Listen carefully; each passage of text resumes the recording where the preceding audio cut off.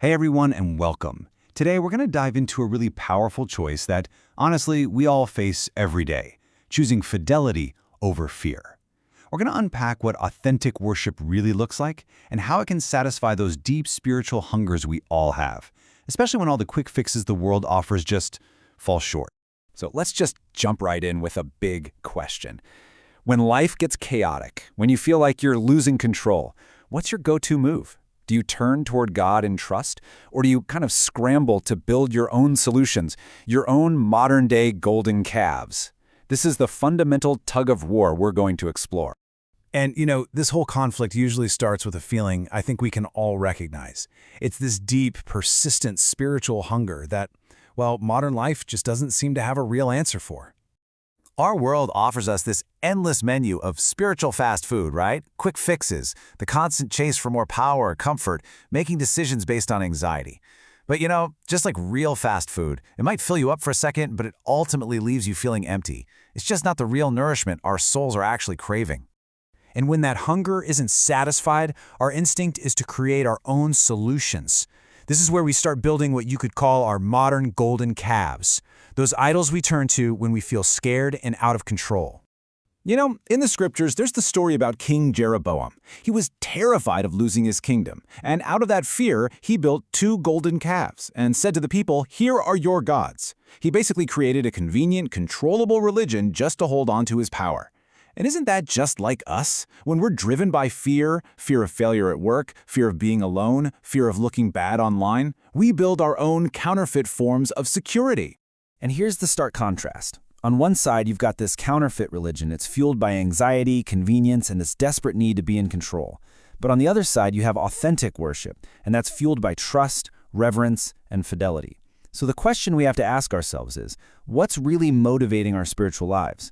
Is it fear, or is it faith? This really gets to the heart of the problem with our self-made solutions. They're like a mirage in the desert. From far away, they look exactly like what we need: water, security, relief. But when we finally get there, we find out there's nothing there. They can't actually quench our spiritual thirst. They just leave us feeling even more parched and totally lost. So, if our self-made fixes always fail us, what's the antidote?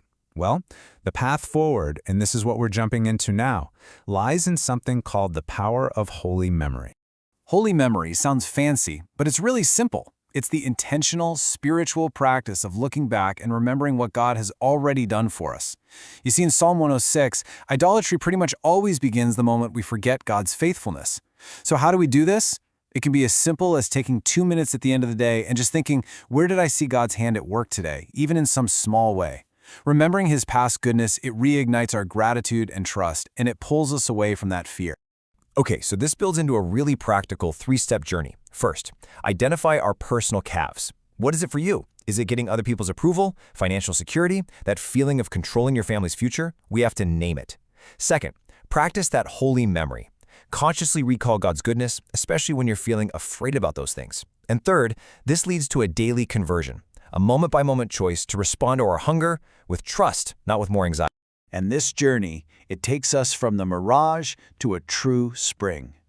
It's this incredible movement away from the emptiness of our self-made solutions and toward a source of real, life-giving water. Yeah, that mirage of false worship, it promises everything but delivers nothing. Authentic worship, though, that's like finding a hidden spring. It might take a journey of trust to find it, but once you do, wow, it provides real, overflowing sustenance that actually lasts. And the gospel shows us exactly what this kind of abundance looks like.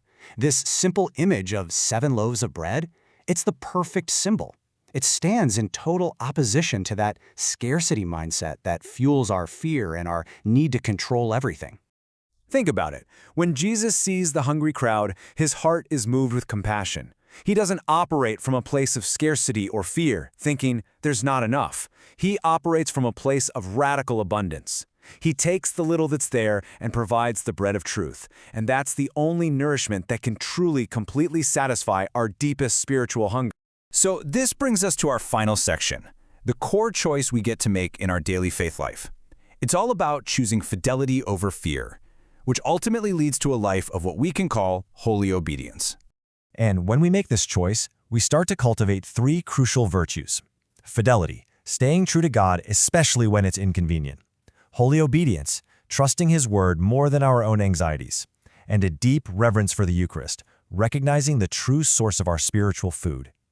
Let's unpack holy obedience because it's so key. This is not about blind rule following. It's about having the humility to let God's word change us instead of us always trying to bend God's truth to fit our own comfort zones.